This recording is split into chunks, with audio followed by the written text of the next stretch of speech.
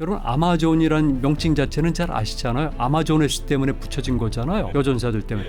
실제로 아마존에스의 원형을 일부 사람들은 토밀리스를 키루스 2세를 죽였던 그쪽 사람들 아마존에스를 보고 있는데 그리스인들이 본 거예요. 봤을 때 보니까 거기 여전사들이 있다. 그 사람들은 활을 잘 쏘기 위해서 오른쪽 가슴을 도려내거나 아니면 불로 찢었다. 그래가지고 활을 잘 쏘고 남자와 똑같이 하는 그 사람들을 아마존에스라고 그러는데 그 무대는 현재 카프카스 산맥, 남카프카스 산맥 그리고 일부는 카스피의 동북쪽에. 근데 그냥 그건 설화죠, 설화. 아니 실제로 그렇죠. 전사들이 있는 거죠. 여전사들이 있습니다. 그걸 그들이 이어받은 게 고구려 여인들입니다.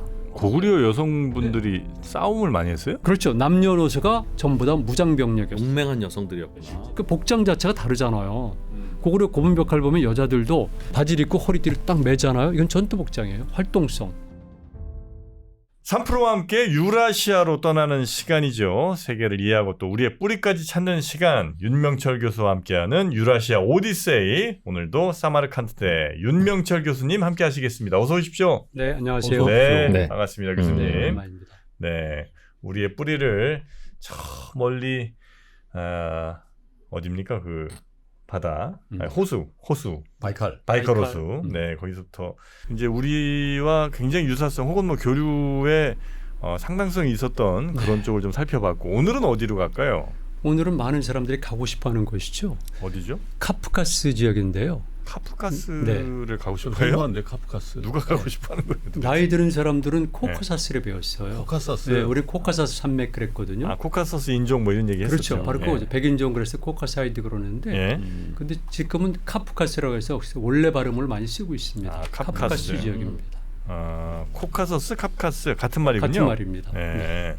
여기가 그 대략 하여튼 중앙아시아 이쪽인 거죠? 중앙아시아 네. 왼쪽 아니에요? 그렇죠. 이제 지도를 보시면 좋은데요. 예. 유라시아 굉장히 넓지 않습니까? 동서 한 12,000km 이렇게 보는데 왼쪽 가게 되면은 바다가 두 개가 보여요. 하나는 카스피 해. 그러니까 지중해 있는 땅 안에 있는 바다. 그렇죠. 지중해 네. 말고 지중해 옆에 보면은 네. 흑해라고 있습니다. 더 블랙시. 저 그리고 터키 위에. 그렇죠. 예. 그리고 그 옆에 가면은 카스피해가 있습니다. 예. 예. 요 두 개의 바다 같은 호수 같은 이런 사이에 있는 것이 바로 카프카스 지역이에요. 그 사이. 네. 네네. 그래서 보면 우크라이나, 러시아랑 연결되고요. 남쪽은 터키 그리고 오늘날의 이란 지역과 연결이 되잖아요. 예. 그러니까 지정학적으로 보더라도 얼마나 복잡한가 알 수가 네네네. 있는 것이죠. 저기가 뭐 나라로 치면 어디예요? 아제르바이잔 이런 데인가? 그럴걸요 네. 아마? 네, 카스피해 서쪽에 보면은 첫 번째 아제르바이잔이 있는데요. 아제르바이잔. 여기 이슬람 국가니까 그렇죠. 투르크 계통이에요. 예. 그런데 그 옆에 보면 아르메니아가 있고요. 아르메니아. 그다음에 그 위에 조지아가 있습니다. 조지아. 옛날 그루지아죠. 예. 이 두 나라는 보다 유럽적 성격이 강하죠. 그래서 카프카스 지역에도 세 나라가 있지만은 약간의 갈등은 있습니다. 영토 분쟁도 있고 네네. 여기를 우리나라 사람들이 많이 가요? 굉장히 많이 갑니다. 와. 그다음 와인도 물론 마찬가지로 여기가 와인의 본산이라고 얘기를 하고요. 예. 아르메니아, 조지아 전부 다 와인의 조지아 갔다 온 사람 들었는데 진짜 한번 가라 그러대. 왜요? 네? 여기 뭐가 좋아요? 우리만 유튜브 하느라고 못 가고 다 가나 봐. 맞아요. 일단 자연 환경이 뭐 독특해요. 지난 시간에 우리가 파미르라든가 중앙아시아 했잖아요. 네. 거기는 굉장히 황량해요. 규장하고 넓고 그렇지만 이 카프카스 지역 같은 경우는 산맥이 워낙 많고 스위스보다 더 알프스보다 더 뾰족한 높은 산들이 첩첩산중이 있다 보니까 굉장히 강하죠. 힘차죠. 그러니까 당연히 거기에는 사람들이 별로 살질 않지만 거기 있는 사람들은 기질도 세고 춤도 독특하고 그리고 여기는 그러니까 우리가 흔히 알고 있는 것 중에서 혹시 여러분 그거 기억하세요? 프로메테우스라는 영화. 프로메테우스? 예, 그 영화 보셨죠? 네. 그 사실 리들리 스콧 감독. 맞아요. 예. 그 프로메테우스 신화를 영화시킨 거잖아요. 네. 프로메테우스는 그 유럽사에서 굉장히 중요한데요. 그래서 신화에 나와요. 이를테면 제우스에게서 불을 훔쳐가지고 인간에게 주잖아요. 네네네. 그래가지고 그 벌을 받는데 네. 특별한 어떤 큰 산에 묶여가지고 아시겠지만은 하루 종일 독수리에게 간을 쪼이고 맞습니다. 밤에는 또 새로 태어나고 아침부터 쪼이고 바로 거기가 이 카프카스 지역이에요. 지금 예, 거기 조지아면 가지베키산이라고 있는데요. 가면은 정말 너무너무나 힘이 빡빡 쏟을 정도로 굉장히 높게 솟고 두껍고 그런 아주 깊은 데인데 거기가 바로 무대죠. 그러니까 거기는 얼마나 자연환경이 우리 생각하는 것과 달리 굉장히 험악한가 이걸 알 수가 있고 당연히 그러다 보니까 아 여기는 그리스인들과 연관이 돼 있구나. 그리스 신화 그리고 양털 가족의 그 신화도 다 부대가 거기고요. 그래서 의외로 많은 사람들이 잘 모르고 있는데 오늘날의 카프카스 지역, 조지아, 아르메니아, 아제르바이잔 이런 지역이 그리스와 연관되어 있다는 걸 몰라요. 그리스랑 무슨 네. 상관이지? 그리고 흑해 자체가 그 옆에 보시면 알겠지만 흑해란 바다가 굉장히 크잖아요. 예. 우리나라보다 한 2배 이상 되는데요. 터키 위쪽, 북쪽. 맞아요. 네. 누구나 다 가보셨겠지만은 터키에 가면 이스탄불과 저쪽에 보면 위스크다르 사이에 있는 보스포러스 앱 있잖아요. 네. 그 통과하면서 나오는 게 흑해예요. 네네. 흑해는 사실은 이제 검은 바다라는 뜻인데 네. 그것도 잘못 해석한 거죠. 원래는 이제 투르크 사람들은 투르키의 사람들은 카라데니스 그래서 검은 또는 큰 바다라는 뜻이에요. 검은색은 왜 자꾸 들어가는 거예요? 그래서 두 가지인데요. 저는 직접 배를 타고 왕복 항해를 했거든요. 예. 그 보스포러스부터 그 저기까지 흑해 파란데. 네, 파랗기도 하고 각 검은빛을 띄워요. 그래서 생물학자들은 그 생태 현상으로 설명하기도 하고, 예. 흑해를. 예, 그다음에 일반적으로 신화학자라든가 문화학자들은 아니다. 그래서 특히 가라 같은 경우는 오스만 투르크 이후에 흑해라는 명칭이 처음 등장해요. 카라 데니스. 해석하면은 검은 바다 또는 큰 바다라는 뜻이에요. 그런데 아마도 다른 곳과 연관성 속에서 볼 때 큰 바다라는 것이 옳죠. 여기는 그런데 그 이전에 물론 그 이전에 많은 종족들이 왔지만 역사에서는 처음에 그리스인들이 여기 와요. 그러니까 우리가 폴리스라고 배우셨잖아요. 네. 그리스행 폴리스들이 여러분들이 생각하는 에게 쪽만 있는 것이 아니라 이태리 반도도 있고 이베리아 반도도 있지만 그 전에 동쪽으로 와가지고 이 흑해 주변에 많은 폴리스들이 만들어져요. 네. 배 타고 가면 그렇게 먼 곳은 아니니까. 그래. 얼마 안 되죠. 예. 그러니까 에게 문명 그러게 되면 우리 자꾸 에게만 그 반도만 생각하는데 오늘 오스만 투르크가 있었던 터키 있잖아요. 이쪽이 이오니아 지방이에요. 거기서 보스포러스는 해를 통과하게 되면은 흑해니까 어렵지 않죠. 그래서 네. 실제로 여러분 다 가보셨겠지만은 지중해 지역에 특히 그리스는 굉장히 험악하잖아요. 식량이 없잖아요. 그래서 식량 같은 경우는 전부 다 흑해 주변에서 물론 우크라이나 평원 그치? 배 타고 거기까지 그렇죠. 올라가서 그 주변 지역에 전부 다 그랬겠구나. 폴리스들이 있는데 거기서 식량 같은 거를 가지고 그리스에 봉급하는 거죠. 일찍부터. 네, 네, 네. 그다음에 이제 스키타인들이 거기를 장악한 거죠. 복잡해요. 그리고 이제 나중에만 제가 설명하겠지만은 동쪽 사람들이 동쪽 사람들이라고 하면 뭐 돌궐인 뭐 이런 사람들. 그 전에 고조선이 있었을 때 흉노가 있었잖아. 예. 흉노인들이 오고요.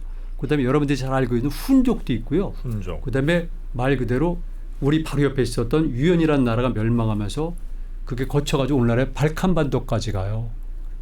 네, 그래서 아바라 왕국은 300년 동안 굉장히 큰 나라예요. 한글 판노니아 평원에 정착했지만 이게 고구려 언제냐면 바로 장수왕 문자명왕 때 얘기해요.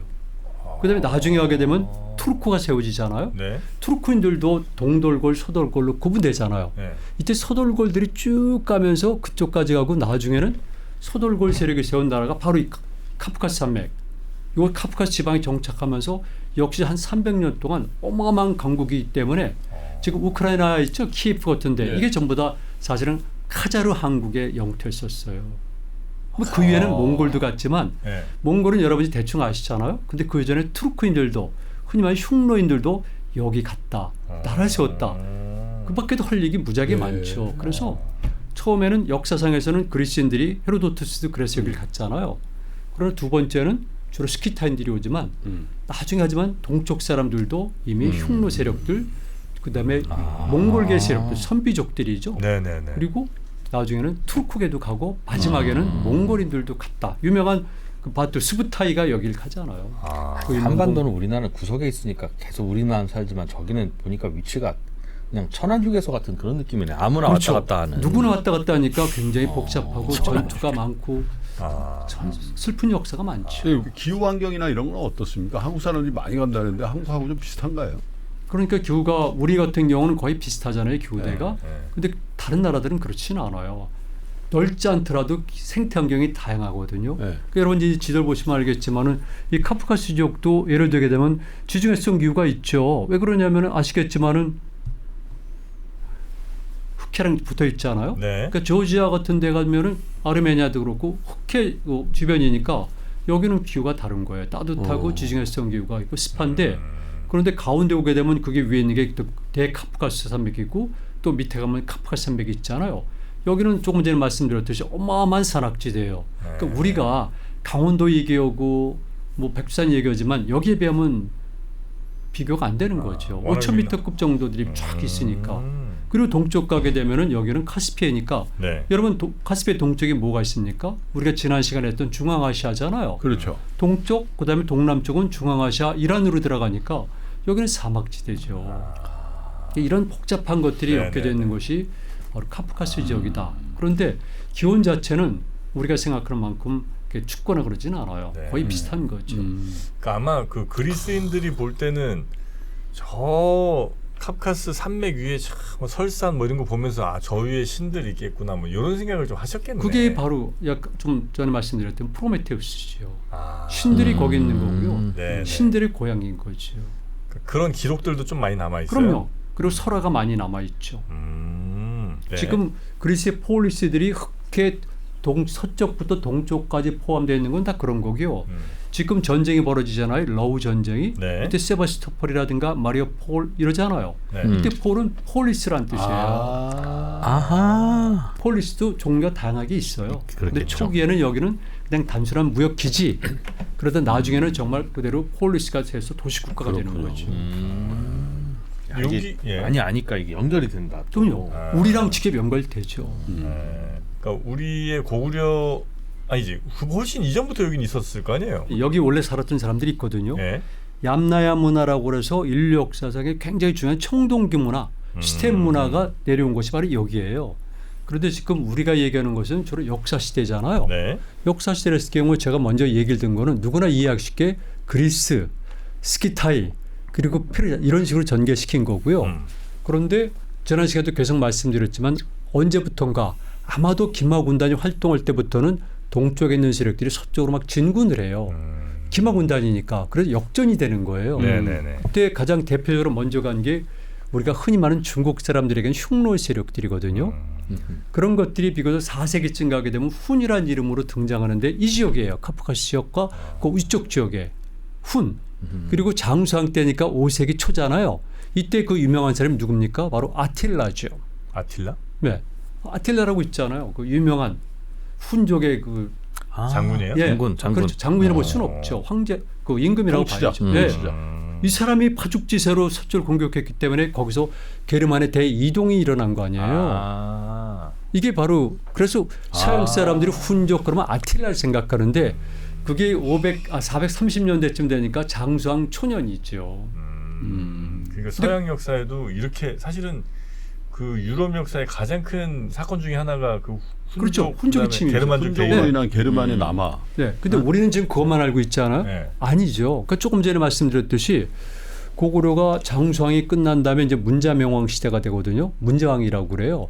그 시대쯤 가게 되면은 어때면 그 장수왕 때부터 문자명왕 시대 때는 고구려가 있었고요. 그다음에 오늘날 화북지방에는 북이랑 큰 선비족의 나라가 있었고요. 네. 그 위에 몽골 초원이라서 유연이라고 또 하는 선비 계통이 있어요.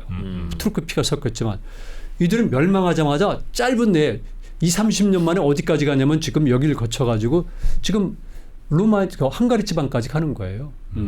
나라가 망했으면 네. 이동해요. 그다음에? 그럼요. 빠르게. 그게 무슨 100년, 50년이 아니라 불과 20여 년 이상. 그래가지고 그 나라가 아바르 한국. 그래가지고 한때는 굉장히 강성했는데 큰 뭐 잔재까지 그러면 300년 이상 되지만 한 100년 동안 엄청난 강국이라서 실질적으로 콘스탄티노플을 포위해요. 제가 이스탄불 대학에 있었거든요. 그때 보면 늘 보는 게 뭐냐면 그 벽에 그 성벽을 보는 거예요. 이게 어마어마한 성벽인데 나중에 오스만 트루크에서 격파가 되지만 근데 이 벽에 막혀가지고 공방제를 펼치다가 아바르 한국이 퇴각을 하거든요.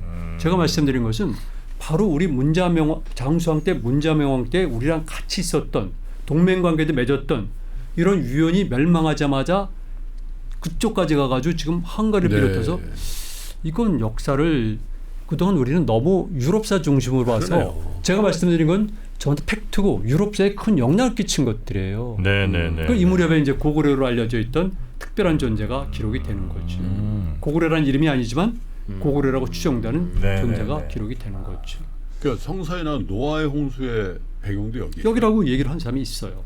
왜냐하면은 보시면은요 아제르바이잔 있잖아요. 그 예. 옆에 보면 영토 분쟁을 일으키는 아르메니아가 있잖아요. 그렇죠. 아르메니아는 아제르바이잔과는 좀 달라요. 근데 아르메니아는 그 옆에 아라라트 산이라고 있어요. 네. 근데 저는 양쪽도 다 가봤거든요.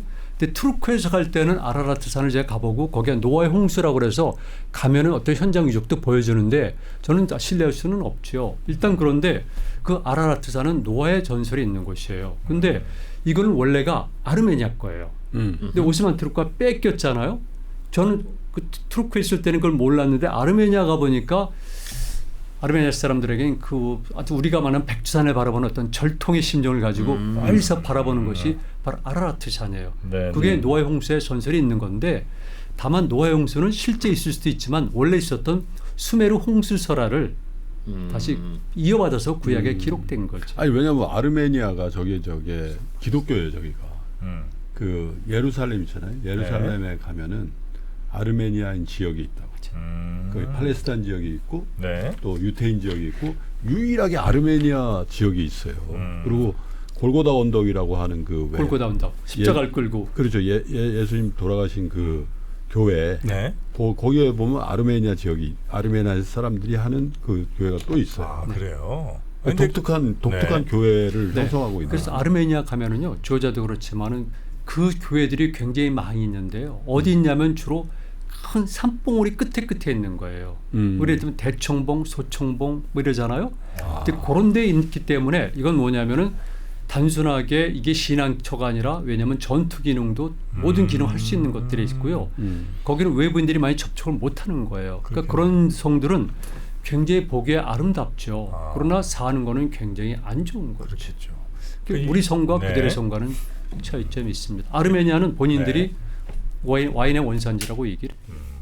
아니 그 흑해가 옛날에는 그 뭐지 지질학자들의 주장인데 뭐 일부 옛날 호수였다는 거예요.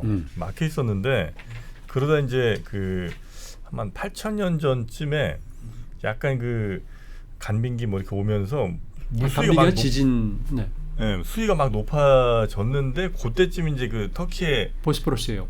그 해협이 원래는 뚝처럼 막혀 있다가 네. 터졌다는 거예요. 아, 뚝이 터졌구나. 네. 그래갖고 처음에는 그럼 해협이 아니었겠네. 네. 아니었죠. 그냥 호수였지. 그러다가 오랜 기간이 아니에요. 별로 안 돼요. 그래서 거기가 터지고 나서 얼마나 그 수위 차이가 한 100m 이상 나갖고 한 300일 동안 계속 물이 쏟아졌다는 거예요. 아, 그건 그럼 지질학자들 얘기입니다. 이거는 호수 쪽으로 호수 쪽으로 바닷물이? 왜냐면 바다가 훨씬 높았으니까. 그래서 그거를 보고 아마 옛날 사람들이 그런 뭐 노아의 방주. 왜냐면 300일 동안 물이 계속 막 하루에 대충 양이 그 나이아가라 폭포가 쏟아내는 양의 한 200배 이상이 그걸로 쏟아졌다는 거예요. 그건 저도 처음 들어요. 그래도 그 설화가 맞다면 블랙시의 그 소금의 짠 정도는 네. 지중해보다 싱겁겠네요. 훨씬 싱거워요. 그래요? 네. 그럼 그 말이 맞나 보다. 원래 음. 호수물이 있는데도 거기에 바닷물이 들어가 있으니까 좀 덜 짠 바다일 거 아니겠어요, 블랙시가. 염도가 낮다고 그래요. 뭐 오래는 되긴 했습니다만 여전히 아, 그래도 그런 얘기는 있긴 합니다. 네. 파도가 어마어마하게 세요. 거기가 있어. 왜냐하면 카프카스 산맥 지역에서 바람이 내리치잖아요. 네. 그래서 굉장히 애를 먹었어요. 제가 배를 타고 그래요? 접어나오는데 아주 힘들었어요. 야. 그런 일도 있었네. 네, 여러 신화의 배경이 되기도 하고 네. 그리스인들도 그리스인도 있고 로마인들도 네. 다 아니 가고 아마조네스하고 무슨 네? 관련이 있습니까? 네? 아마조네스. 아마조네스는요 그 이후의 얘기지만은 네. 여러분 아마존이란 명칭 자체는 잘 아시잖아요. 아마조네스 때문에 붙여진 거잖아요. 네. 여전사들 때문에. 네. 실제로 아마조네스의 원형을 일부 사람들은 제가 지난 시간에 말씀드린 우즈베키스탄 위에 가게 되면은 거기 그 토밀리스를 키루스 2세를 죽였던 그 여자. 그 토밀리스 네. 그쪽 사람들 아마조네스를 보고 있는데 조금 시간이 지난 다음에 그리스인들이 본 거예요. 봤을 때 보니까 거기 여전사들이 있다. 근데 기록을 보게 되면 그 사람들은 활을 잘 쏘기 위해서 오른쪽 가슴을 도려내거나 아니면 불로 뒤졌다. 그래가지고 활을 잘 쏘고 남자와 똑같이 하는 그 사람들을 아마조네스라고 그러는데 그 무대는 현재 카프카스 산맥, 남카프카스 산맥 그리고 일부는 예를 들면 카스피의 북쪽에 있는 초원지대 이렇게 보는 거죠. 초원지대가 아니라 동북쪽에. 네. 그냥 그건 설화죠, 설화. 아니 실제로 그렇죠. 전사들이 있는 거죠. 여전사들이 있습니다. 우리 지난 시간에 알타이 할 때도 제가 얼음공주 잠깐 보여드렸잖아요. 네. 북방에 있는 유목민족들은 여자들도 전사입니다. 그걸 그들이 이어받은 게 고구려 여인들입니다. 고구려에. 예, 평강공주를 비롯해서 전부 다 전사들이죠. 그랬어요. 고구려 여성분들이 싸움을 많이 했어요? 삼국사기라든가 중국 정세는 기록이 안 되어 있는데 현재 가면은 일단 요동반도에 가면은 석성이라는 성이 있는데요. 그 성에 가면은 이런 기록이 있어요. 그 당안에도 나와 있는 건데요. 뭐냐면은 여기는 연개서문의 누이 동생인 연개수영이 머물면서 성을 지휘했다. 연개수영. 개수영. 연개서문의 누이 동생 연개수영. 네. 그다음에 비사성이라고 지금 요동반도 끝에 그 금주라고 있어요. 대련 위에 거기서는 연개수진이라는 용어가 나와요. 그러니까 고구려인들은 그게 있어요. 그래서 드라마 연개서문이라는 드라마가 만들어졌을 때 제가 자문연어면서 낭자군이라는 걸 집어넣은 거죠. 그걸 모델해서 고구려인들은 여군이군요. 여군. 그렇죠. 남녀노소가 전부 다 무장병력이었어요. 문맹한 여성들이었고. 실제 아니 그렇죠. 그 복장 자체가 다르잖아요. 고구려 고문벽화를 보면 여자들도 이렇게 바지. 그렇죠. 바지를 입고 허리띠를 딱 조여매잖아요. 그것도 오른쪽이나 왼쪽에는 차이는 있지만 딱 매잖아요. 이건 전투 복장이에요. 활동성. 그 고구려 여성들은 굉장히 진취적이었다. 네. 예, 근데 그건 이제 다음에 기회가 되면은 네. 고구려 편에서 제가 특별히 말씀드리고. 아니 고구려만 진취적인 것 같진 않아요. 백제 삼천궁녀 보면 네. 막 뛰어내리잖아. 백제 신라 가야 다 마찬가지겠지만 공수부대 이게 그 그렇지. 기원이지 그게. 네. 거기다가 또 저 신라는 또 뭐 얼마나 개방적이었어요. 그렇죠. 여자들. 기질적으로 근데 고구려 사람 여왕의 나라 여왕의 나라. 네. 그래서 이곳 카프카스 지역은 굉장히 험악한 산악 지역도 있고 또 비옥한 땅들도 좀 있는 네. 그래서 많은 사람들이 오가면서 서로 차지하려고도 하고 뭐 지나가기도 하고 그랬던 곳이고 사람들이 갖고 싶어하는 굉장히 네. 감동을 주는 자연환경이죠. 이를테면 왜 히말라야하고 알프스가 다르잖아요. 히말라야 알프스 알피니즘과 히말라야니즘은 다르거든요. 음. 여기는 알프스에 가까워요. 그래서 고산 줄령들이 퍽퍽 쏟았기 때문에 지금 우리가 얘기하는 거는 남카프카스거든요. 네. 근데 북카프카스는 지금 러시아 땅이잖아요. 예. 거기서 많은 종족들이 있는데 혹시 코샤크춤 뭐 그렇죠. 탁탁 튀는 거 있잖아요. 네네네네. 다케스탄 지역이거든요. 이런 것들은 그 사람들이 얼마나 역동적인 사람들인가를 알려주는 거죠. 가장 싸움을 잘하는 사람이 누굽니까? 체첸. 그렇죠. 이 사람들이 다 북카프카스 사람들이고요. 지금 우리가 말하는 조지아, 아르메니아, 아제르바이잔은 남카프카스예요. 비교적 오스만 트루크라든가 페르시아 문화권이니까 네. 좀 유연하죠. 네, 다 네. 연결이 돼요. 페르시아 그러니까 여기서 제가 꼭 여러분들이 꼭 드리고 싶은 말씀이 있는데 네. 여기 하자르 왕국이라고 제가 말씀드렸죠. 7세기부터 9세기가 네. 중반. 근데 그때 중요한 건 뭐냐면 고식이 똑같은 나라가 발해예요. 발해? 발해가 고식에 똑같이 있었거든요. 네. 동아시아에. 그런데 똑같은 시기에 뭐가 있었냐면 바이킹이 있었어요. 바이킹이 있는데 그 바이킹들이 여러분들이 아시고 있는 스칸디나비아 반도 아니면 발틱해에 있었잖아요. 그들이 무역망이 얼마나 활발했냐면은 지난 시간에 말씀드렸지만은 쭉 바다로 나가지만은 강을 통해서 내려와요. 한 길은 드네프르 강을 통해 가지고 흑해 서쪽에 도착한 다음에 쭉 타고 내려오면서 오늘날의 그리스 이쪽 무역을 해요. 오스만 투르크랑. 여기까지 연결이 돼요? 스칸디나비아랑? 그 길이 있어요. 강이 있어요? 네, 수로. 강수로. 이게 수로망이에요. 한 길은 다시 동쪽으로 해가지고 북사하다 보니까 볼가강을 만나요. 네. 볼가강은 볼가 한국부터 해가지고 아스트라 한국부터 해가지고 우리 한국들이 많이 있었거든요. 그래서 쭉 타고 내려오면서 우리 한국이라는 게 무슨 뜻이죠? 몽골의 그 아니 우리 한국. 대한민국 할 때 우리가 한국이란 국명이잖아요. 네. 그 한국이란 국명과 지금 제가 말씀드린 한국들은 같은 어원과 의미를 가지고 있어요. 그래요? 한국. 한국. 네. 그러니까 징기스칸 할 때 칸은 사람 임금 이름이기도 하고 나라 이름이기도 해요. 네. 현재까지 제가 저 논문 쓸 때는 39개의 칸국이 있었어요. 예. 지구상에. 그중에 하나가 우리죠. 한민국. 네, 한. 아니 그러니까 그 앞에 대부분 사람 이름이 들어가잖아요. 무슨 한국 할 때. 아니에요. 하자르 왕국, 아바르 왕국. 그러니까 그 앞에 하자르, 그 뭐 아니, 들어가잖아요. 사람 아니에요. 부족 이름이에요. 아 부족이 있는데 우리는 그냥 한국이잖아요. 아니 그건 우리가 한자를 기록할 때 한만 있었지만 왜 그렇게 생각하세요? 마한 변한 지난해 앞에 들어간 건 뭐예요? 사만. 그렇죠. 그것도 한이 그 네, 한이 앞에 한이. 들어가잖아요. 그러니까 한자는 다르지만 한자는 같다고 봐야죠. 왜냐하면 차음법에 따라서. 한을 이제 그렇게 네. 표시한 거니까. 그렇죠. 그건 조금 이따 얘기하고요. 예. 그래서 그들이 내려올 때 당연히 어딜 데려옵니까? 마지막에는 하자르 왕국, 즉 하자르 왕국을 통과해서 내려오잖아요. 카프카스에. 그러면은 서로 타협을 봐요. 그러니까 바이킹들이 하자르 왕국의 영내를 통과해 가지고 세금을 바치면서 이를테면 가장 중요한 호박 엠버로드라고 그랬어요. 호박을 팔아요. 아. 꿀도 팔아요. 모피도 팔아요. 또 하나는 여자도 팔아요. 슬레이브, 노예를. 그 제가 이렇게 말씀드린 건 뭐냐면 통념을 깨는 건데 하자르 왕국이라는 그렇게 거대한 나라들이 현재 우크라이나부터 카프카스 전체를 장악하고 있는데 바이킹 선단들이 그들의 정부와 합의를 하면서 무역망을 개설해서 한쪽은 오스만 특브로라든가 그리스, 한쪽은 다시 오늘날의 이란 지역이죠. 이런 지역과 무역을 했다는 거예요. 여기서는 주로 뭘 팔고 저 스칸디나비아 쪽에서 뭘 갖고 와서 팔아요? 조금 전에 말씀드렸던지 스칸디나비아 쪽에는 지금도 유명하잖아요. 호박. 그게 스칸디나비아 쪽이 많아요? 네, 발트에 있는 거예요. 호박 그 저 보석. 네, 호박. 우리잖아 주라기 팍 나온 거 있죠. 네네네. 그 호박이잖아. 그래서 그게 어디냐면 오늘날의 발트 3국도 다 그거예요.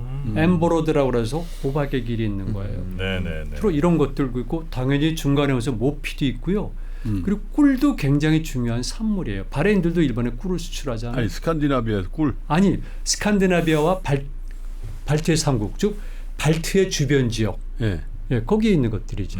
그리고 중간에 오면서 무역으로 오면서 계속 사오고 팔고 그러는 건데 뭘 주로 갖고 갔을까요? 오늘날의 터키 지역과 그다음에 그 지중해 지역이라고 오른쪽은 이란과 페르시아 지역 그 지역이잖아요. 네. 당연히 거기 특산물이니까 거기에 나오는 실크부터 해가지고 등등 이런 것들도 있고요. 책 같은 것들도 있고 문화상품도 있는 거죠. 중요한 건 그런 무역망이 있었다는 거고 그 바이킹들은 또 배를 육지가 있으면 배를 들고 산을 넘어가요. 아니, 그 그림도 다 나옵니다. 기록도 있고. 들을 때마다 너무 신기해. 네, 그리고 그 똑같은 시기에 바레인들은 오히려 제가 보기에는 더 바이킹들보다 험악한 한겨울의 동해 바다를 횡단 종단해가지고 일본 열대 곳곳에 도착하면서 엄청나게 무역을 했다는 것이죠. 바레인들이? 예, 저는 제가 이번에 아마 다음번 시간에 연해주 올 때는 바레도 좀 언급하고 싶어요. 우리 역사를 우리는 모르는 거예요. 아니 이게 백제에서는 이렇게 바람 타고 해류 타고 일본 가는 건 뭐 오케이인데요. 동해 이쪽에서 일본을 또 가는 네. 흐름이 있어요? 그럼요, 많죠. 그래서 동해에서는 동해 남부에서 신라인들이 가잖아요. 네. 그게 어디냐면 주로 영일만이에요. 포항, 연호랑과 세원여 설화가 있잖아요. 예. 울산도 물론 당연히 있잖아요. 그리고 울진에는 박재상 설화도 있고 그건 말고 고구려도 갔지만은 그 위에 바레인들은 오늘날의 그라스키노 즉 연해준 남부부터 시작해가지고 밑으로 내면서 원산 이 정도까지 내려오면서 곳곳에 항구에서 일본 열대 도착하니까 일본 열대 곳곳에 도착하죠. 혼슈 북쪽부터 해가지고 오늘날의 홋카이도까지 항구가 따로 있어요. 기록이 다 나오는 거예요. 그리고 다만 이제 홋카이도 문제가 있는데 홋카이도에서는 발해의 유물은 아직 발견 안 돼요. 그런데 그 이전의 고구려의 유물 그다음에 말갈 유물은 발견되는데 홋카이도에서 네, 홋카이도에서 바로 오따루 아시죠? 예. 예, 영화 있잖아요. 러브레터의 부대. 오겐키 데스까? 오겐키 데스까? 그건 발견되는 거죠. 오따루 가봤습니까? 못 들어본 거예요. 오따루. 아유 오따루 그 도시 이름이 오따루 가면 좋죠. 몰라요. 라면도 맛있고. 아 그렇습니까? 거기도 뭐 많죠. 김옥균이도 거기 사연이 있고.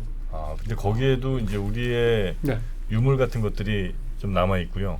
그 오따루는 아니겠지만 제가 말씀드렸죠. 오따루에는 오따루 그 위에 대천이라는 데는 고구려 하나, 그다음에 그 위에 발해 멸망 후에 여진개 유물. 그러나 발해는 아직 발견 안 됐는데 당연히 양법상으로 홋카이도도 발견될 것이다라는 것이 저의 그 주장이죠. 그럼 네네. 밑에 지역은 기록에도 나와 있으니까. 지금도 많은 게 남아 있으니까. 네네. 그건 다음 시간에 우리 한번 네네. 교류를 했었다. 네. 근데 뭐 당연하죠. 어찌 보면 바다만 건너면 거기가 그럼 일본 당연하죠. 땅이니까. 제가 왜 당연히 자꾸 이런 있을 일을 거라고. 주목하냐면요. 우리 역사를 해석하는 통념을 일단 깨고 네. 거리 감각이라든가 시스템 이런 거에 대해 통념을 깨야 돼요. 우리는 잘못된 거예요. 또 한 가지는 이런 걸 통해서 제가 블랙시도 얘기하고 바이킹도 얘기하고 하자르 항구까지 얘기하면서 그렇다면 동아시아도 똑같다. 그랬을 경우에 동아시아 역사, 우리 역사가 달리 해석이 되는 거죠. 실제로 제가 가졌던 이 시공간의 개념이 많이 바뀐 것 같아요. 네, 다릅니다. 조금 전에 말씀드렸던 아바르 항국. 이거는 지금 오늘날의 전성기 때는요. 지금 이태리 반도 끝에 보면 롬바르디아 평원 있잖아요. 네. 그 앞에까지가 아바르 항구의 영토예요. 제가 말씀드렸죠. 제가 이스탄불 대학에 있었다고. 근데 그 엄청난 이스탄불의 그 공성전을 펼친 사람들이 아바르 항국이에요. 근데 그 아바르 항국은 우리나라 한반도의 사람 들어가는 어떻게 연결됐다고 하셨죠? 한반도가 아니라 바로 고구려 때 옆에 있던 나라인데 혈연적으로 그리고 언어적으로 유사성이 있을 수 있죠. 왜냐하면 유연은 선비를 주로 한 투르크가 섞인 집단으로 봐요. 그러다가 나라 망해서 그쪽으로 빨리 이동했다고 했죠. 네, 빠른 시간 안에. 그러니까 왜 그 말씀드리냐면 이제 한국이 한반도가 이렇게 있잖아요. 그래서 내 생각에 이 지정학적인 또 이제 내가 어디로 지향하고 있는가 이렇게 보면은 쭉 가면 이제 태평양 지나서 뉴욕, LA 가고 뉴욕 가고 또 밑으로 이제 뭐 하와이 가고 뭐 동남아시아 가고 이런 생각이 있지 북서에 대한 개념이 별로 없었던 없어요. 거예요. 북서 이게 사고가 막혔잖아. 막혔거든. 북한에 막히고 또 뭐 중국 또 저 오지고 뭐 괜히 거기 가면 잡혀갈 것 같고 그런 느낌도 있고 그런데 그 개념이 유라시아 이 오디세이를 한 다음부터 굉장히 많이 바뀌었어요. 그렇죠. 우리 세계 전체를 봐야 되고요. 고조선도 그렇지만 북에 가면 특히 우리가 말한 고구려 이 시기에는 발해도 마찬가지겠지만 우리 역사에서 모든 것들은 제가 연동이라는 용어를 만들었어요. 연동은 뭐냐면 아시겠죠? 웨이브예요. 나비 날갯짓 있죠? 파동. 예, 파동이에요. 그러니까 연관성이 아니라 저는 연동 그래서 네. 이쪽서 사건이 일어나게 되면 우리도 영향받고 네. 이쪽서 사건이 일어나게 되면 그들도 영향받아요. 네. 그리고 우리는 자꾸 오늘날의 국가 개념 그러니까 고조선 고구려 이렇게 쭉 내려오는데 옆에 있었던 저는 반개종족이라고 보지만 만주에 있었던 주로 선비 계통이잖아요. 몽골어 계통, 퉁구스 계통 이들은 굉장히 다르잖아요. 또 투르코 계통들은 더 다르잖아요. 그런데 투르코 계통과 몽골어 계통들은 끝까지 간단 말이에요. 끝까지. 근데 왜 우리는 그런 생각을 못 해요? 그리고 그러니까. 당연한 거겠지만은 서로가 섞이기도 하고 우리가 망하게 되면 그 많은 유민들이 어디로 가요? 글로 가잖아요. 네. 그 섞여 있는 거지. 그래서 여기 녹화하기 전에 내가 교수님하고 결론을 냈어요. 네. 네. 내년 4, 5, 6월 3달 동안 네. 2차례에 걸쳐서 사마르칸트, 바이카로 네. 또 아까 파미르죠. 파미르, 이시쿨. 예, 결국 이시쿨 가시는군요. 예, 원정단을 꾸리기로 했습니다. 그래서 요 영상 밑에 지금은 뭐 얼마가 들지 기간도 확정된 건 아닌데 네. 여러분 의향이 있어야 그렇죠. 왜냐하면 그렇죠. 교수님도 스케줄 정해야 될 거 아니야. 네. 우리만 믿고 있다가 다른 거 다 놓칠 수가 있잖아. 네. 그러니까 예, 여러분이 진짜 근데 이게 뭐 이거 한다고 뭐 위약금 물고 그런 건 아닙니다. 근데 여러분 의사가 있으시면 손을 들어주세요. 댓글에 딱 여러분 딱 얘기해 주시면 네. 대충 몇 분 정도가 관심이 있구나 해서 제가 올 겨울에 굉장히 많이 준비해가지고 네. 내년 4, 5, 되니까. 6월 달 중에 간다. 갑니다. 네. 그러면 시공간이 그리고 우리 조상들이 어디서 왔는지 한번 한민족의 시공. 그리고 나름대로 좀 한국사를 위해서 의미 있는 일을 하고 싶은 분들 있잖아요. 네. 네. 그분들은 기존에 가지고 있던 통념을 깨야 돼요. 음. 그리고 스케일이 커야 되잖아요. 지금 그레이트 게임이 벌어진 이 시국에 우리가 반도적 사고로면 곤란하잖아요. 조선적 사고로면 곤란하잖아요. 네. 그래서 저랑 같이 또 우리 다 같이 가게 되면은 네. 제가 현장에서 상세히 설명을 해요. 그렇게 되면은 유라시아 세계에 대한 어떤 컨트롤을 그러니까. 이해할 수가 있고요. 우리 세계를 달리 보게 되는 거죠. 네, 네, 네. 그러니까 그랜드 디자인할 수 있는 기능을 우리 만들어야 돼요. 전혀 전문성도 없는 분들하고 같이 가가지고 뭐 맛있는 거 없어요. 뭐 이런 얘기. 그분들은 안 오셔도 되잖아요. 다른 데 가셔도 되는데 그러니까. 우리 팀은 하게 되면은 벌써 막 좀 한국사에서 뭔가 네. 일을 하고 싶은 분들 신청해 주시고 다음에 네. 혹시 네. 신청하셨다가 사정이 생겨서 못 가면 걱정 마십시오. 그 자리는 2%가 네. 이 프로님도 꼭 오세요. 가면 된다. 같이 가요 다. 다 같이. 일단 여러분의 의향 한번 좀 남겨주시고요. 네. 일단 오늘은 저희가 카카스 지역에 뭐 위치, 자연 환경 혹은 뭐 문화, 역사 이런 것들 좀 가볍게 맛보기를 좀 했고요. 네. 다음 시간에 또 페르시아. 페르시아. 페르시아도 정말 어마어마한 제국인데 그 네. 이야기는 굉장히 또 하실 말씀이 너무나 많으시겠습니다만 또 컴팩트하게 한번 또 줄여서 여러분께 전해드리도록 하겠습니다. 자, 오늘 카프카스로 저희를 데려다 주신 우리 윤명철 교수님 대단히 감사합니다. 고맙습니다. 네, 감사합니다. 고맙습니다.